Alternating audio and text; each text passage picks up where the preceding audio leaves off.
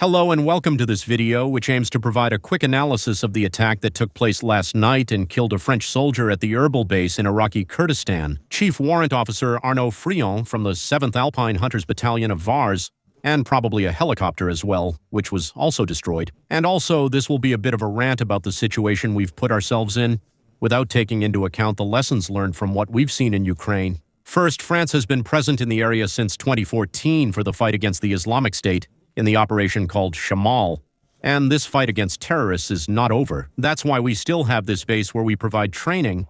The Peshmerga, meaning the Kurds, are still fighting against the Islamic State and the terrorist resurgences that exist in the area. This base will also enable cooperation and coordination of operations among all regional countries. For example, France still has a base called H5, an advanced base located in Jordan on the Iraqi border, from which fighter jets can be operated, but also heavy MQ-9 drones of the Air and Space Force, which are used for intelligence and bombing in the area.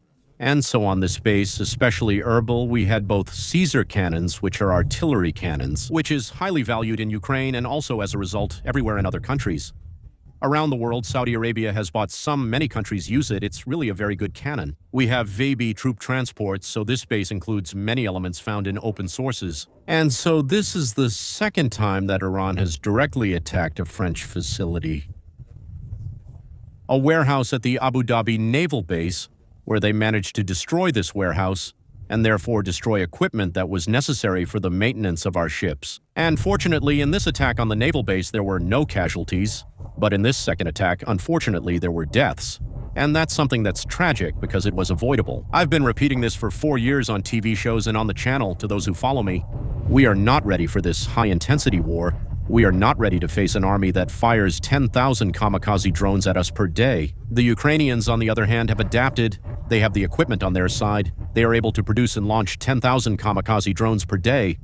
That's what stops the Russian army. And then, in terms of air defense, we have ultra-advanced, ultra-efficient systems that even intercept hypersonic missiles, ballistic missiles, everything that's needed. However, regarding the low-cost Shahed drones, we are currently defenseless. And the fact that we thought we were good with the very expensive, very heavy, very complicated systems, we believed we would also be able to intercept the cheaper systems. We saw it, it was an example, and it was a prerequisite. When the Russians sent more than 20 drones over Poland, we scrambled AWACS and fighter jets, but we weren't able to intercept them out of the 23 drones that passed.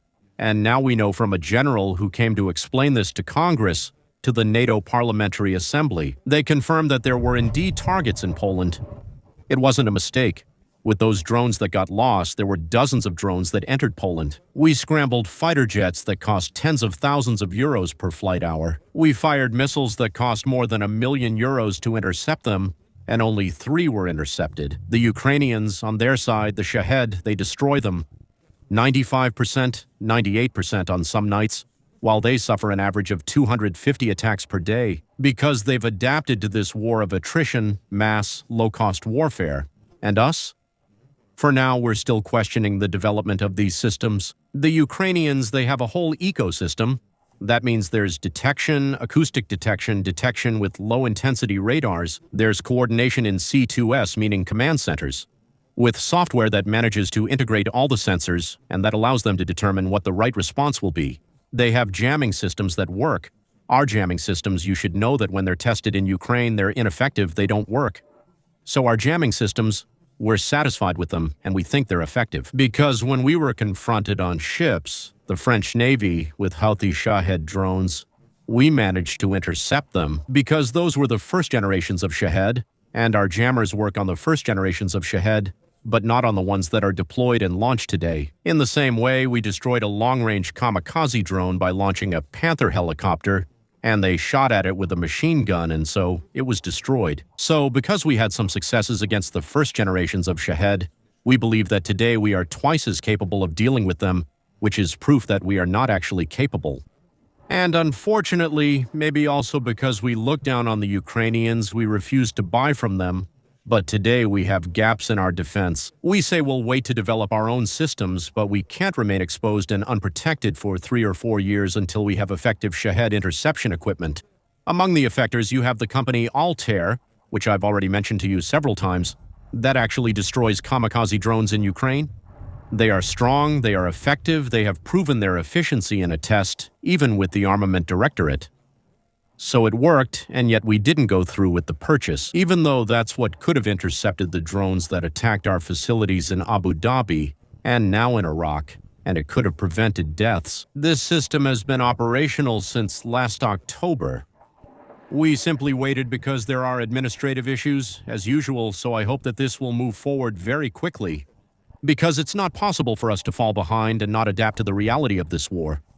We have a field in which we have an effector, but for everything else, the sensors, the Baltic countries, for example, they are equipping themselves with a system called Skywall, and that should allow them to detect so they can then destroy and intercept.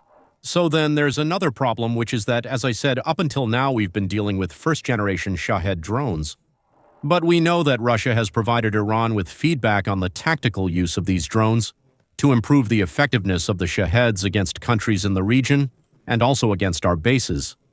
So that's a real challenge. Today, the level of Shaheds we're facing is not the same as the ones we've been training against for years and years, thinking they would always be poorly made things made by the Houthis. And the second problem is that on some of the Shaheds that were found on the beaches in the Emirates, there were markings in Russian. In other words, Turkey, struck by Iranian ballistic missiles, and the Emirates, hit by Shaheds and missiles, have let Russia bypass sanctions. It's because of them that Russia still has money, and it's because of them that Russia is able to get spare parts. And these countries that allowed Russia to keep producing Shaheds are now facing the consequences and issues with spare parts. We have Russian markings on Shahed drones that have crashed on the beaches of Abu Dhabi. So these countries, I hope that today, since it's Ukraine that's defending them from their own mistakes, I hope these countries will open their eyes and will clearly help Ukraine 100% by buying its equipment, by buying its services, by buying what is necessary to protect themselves. We have to admit that Ukrainians are far ahead of us, and it will take years to catch up. Today, the problem once again is that it's pretty much the opposite of what we're seeing now. As a result, the United States is lifting sanctions on Russian oil,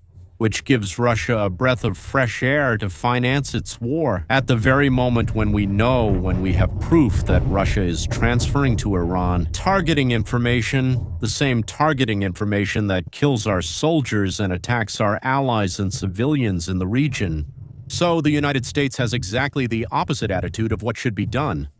Already, this attack against Iran, you know my opinion, maybe it's not the right time, not the right way. But in any case, they weren't prepared, and now that they're not prepared, the consequence is that it boosts Russia's potential. Mistakes have been made everywhere. I know our national errors are being fixed, which is great. I hope that very soon we'll have operational protection systems for our bases, for our facilities, but also for France. Because I want to remind everyone that we've known since October 2024, if the Russians attack the Baltic countries, they will also bomb the countries that come to help the Baltic countries. That means our airports, our railways, and these won't be attacks coming from Russia. They'll be attacks coming directly from ships passing offshore, because the Russians have put Shahed drones, ballistic missiles, and cruise missiles like the Club K into containers, and they're actually bragging about it. They showcase it at their big military expo where they display their next-generation military equipment. So we know very well that a cargo ship passing off the coast of France could potentially launch dozens and dozens of Shahed drones, and clearly today we are not able to intercept them, and we need to hurry. Because the Russians, the day they decide to attack the Baltic countries, as they have announced several times, as Patrushev repeated again at the end of last year, saying that these countries, which are members of the European Union, must return to the Russian fold. At the same time, they will bomb us. So today, we simply need to prepare. There you go, that was today's little rant. The patches I have next to me, you have all the links to buy them and make humanitarian donations for Ukraine, where I am, and I am staying here. Because we need to support them, because the first front for Europe is Ukraine. And it's here that we see the technologies that should already be deployed by us at home. And where innovation happens, breakthrough innovation, rapid innovation, low-cost innovation, with an innovation cycle that is weekly. And that's why Ukrainians today know very well that machine learning and lessons learned, they are the ones who have it, and they are the ones who will continue to get ahead of the countries that are not there to help them. So we absolutely need to deploy ourselves with our drones, with our electronic warfare, with all our systems. We shouldn't try to sell to them. We need to be present here to learn and not to be overtaken by Ukrainian technologies, and therefore to be able to face Russian technologies. That's it. I hope you enjoyed it, and I'll see you very soon.